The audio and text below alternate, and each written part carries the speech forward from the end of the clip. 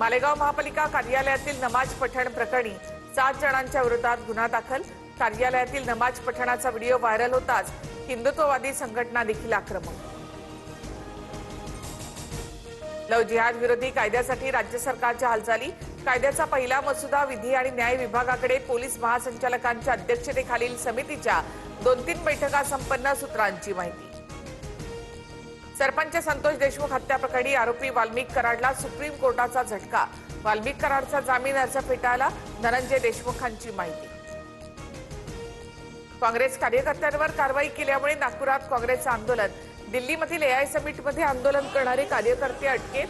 त्याच्या अटकेच्या निषेधार्थ नागपुरात काँग्रेसचं आंदोलन।